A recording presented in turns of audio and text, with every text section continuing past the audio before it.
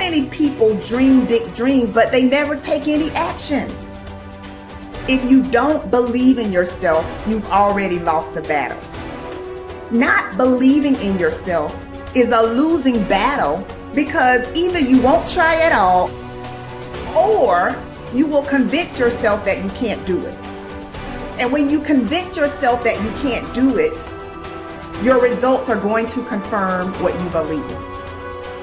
So we are afraid to fail. Why? I told you, man. Just need to try it, dude. Just chill out, relax. Why are you so crazy? Why are you so obsessed? So all that stuff drives the quitting mind, I call it. The mind wants to quit. The mind is tired. The mind thinks it's very deserving. So the biggest problem in this world is other people, not yourself.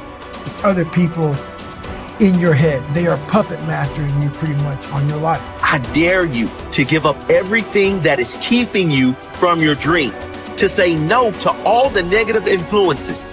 I dare you to pick up a book instead of a drink. I dare you to work harder than you think you did yesterday. I dare you to prove them wrong. I dare you to prove yourself right. You must be yourself if you want to experience your true purpose in life. If you're different, be different. Be different and do it with pride. If someone doesn't like it, if many people don't like it, who cares? Your life would feel better and richer if you had a goal, you chase that goal, you accomplish some things, and you would get this boost of confidence, you'd get this boost of self-esteem, like whatever it is that you're into doing. The time has come for you to understand that you cannot depend on the opinions of others. You cannot just trust in the opinions of others. You cannot allow other people to validate you, because you are just who you are. Nobody is going to be like you.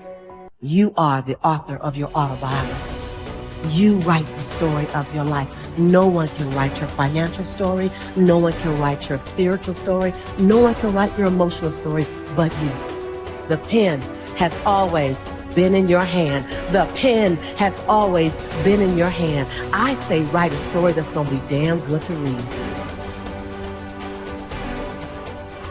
But don't let yourself be vulnerable to weakness. Don't let weakness consume you. Don't let hopelessness consume you. Be about your business. Understand that you got to keep living and living strong.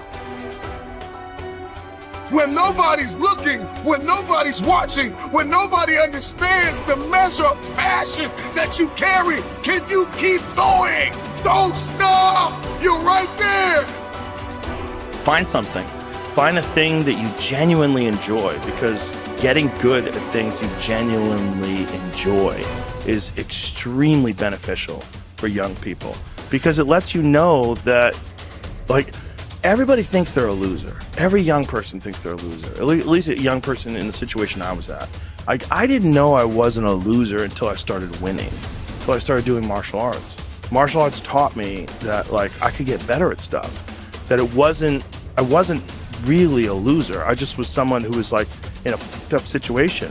But you could channel all that energy that you have as a young person into something and get better at it. And then all of a sudden people admired me. I was like, this is crazy. So I went from being someone who was incredibly insecure and basically a failure to someone who was really successful at this one thing that was very dangerous, that other people were scared of. And that gave me immense confidence and also a real understanding of the direct correlation between hard work and success. And kind of understanding that you're not a loser. Right.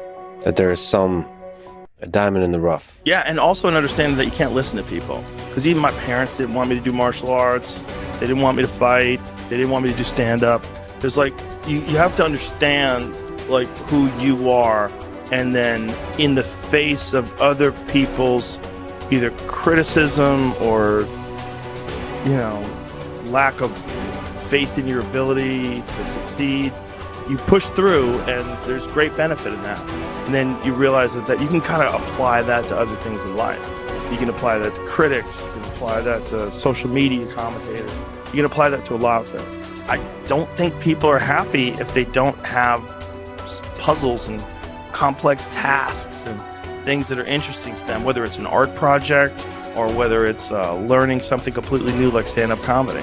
Like, doing things that are difficult is it's as much of a nourishment of the mind as food is a nourishment of the body. I think you need things that are puzzling to you, where you have to find your own human potential in the difficulty of the task and work your way through things. At least for me. For me, I mean, I can only speak for me because I'm the only life that I've ever lived that I'm aware of. And in my life, that has been 100% constant. I am a very happy person, and I have never had a moment where I'm not doing difficult. Yeah. Ever. What I realized is, for me to become the man I wanted to become, I saw myself as the weakest person God ever created.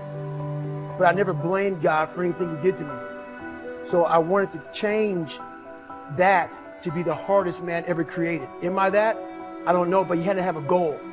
And my goal, when I was sitting there, not going to school, being bullied, having no self-esteem, my goal was the only person that's gonna turn this person around is me. The only way I can turn it around is put myself through the worst things possible a human being could ever endure.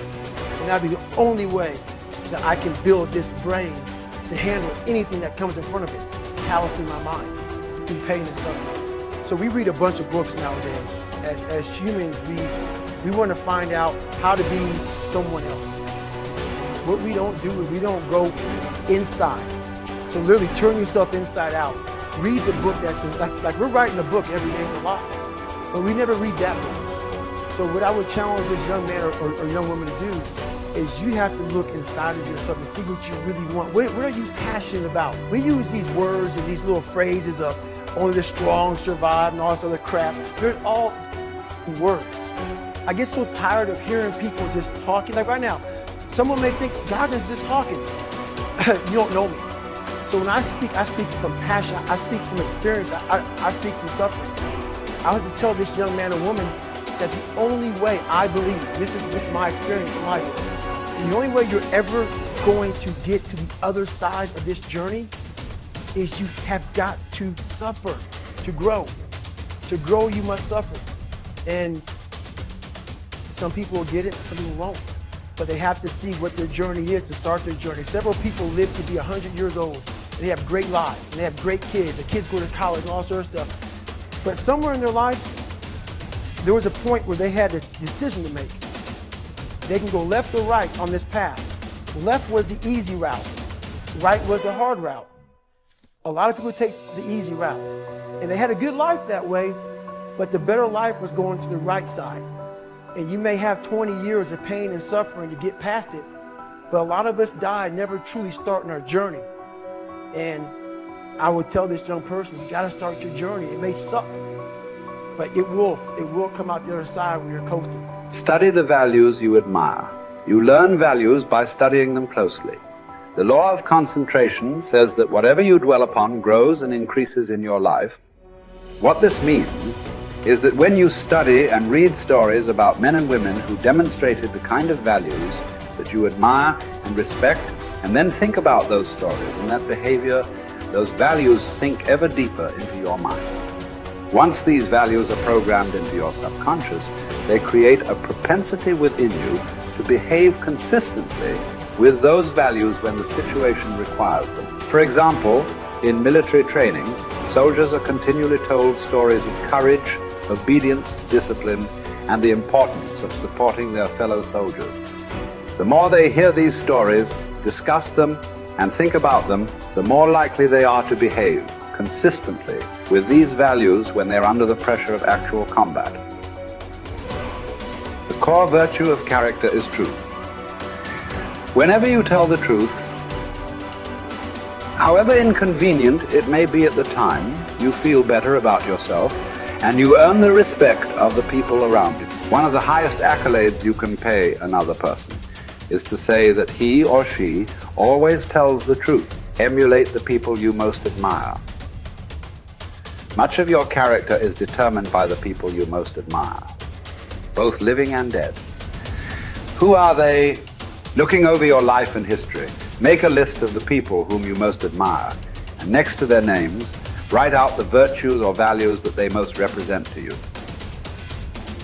If you could spend an afternoon with anyone, living or dead, what one person would you choose? Why would you choose that person? What would you talk about during your afternoon together? What questions would you ask, or what would you want to learn? Consider this as well. Why would that person want to spend an afternoon with you? What are the virtues and values that you have developed that make you a valuable and interesting person? What makes you special? Practice the values you respect. You develop values by practicing them whenever they are called for. As the Roman Stoic philosopher Epictetus said, circumstances do not make the man. They merely reveal him to himself. When a problem occurs, people tend to react automatically based on the highest values that they have developed up to that moment. We develop values by repetition, by behaving consistently with a particular value over and over again until it becomes a habit and locks in so that we come to practice it automatically.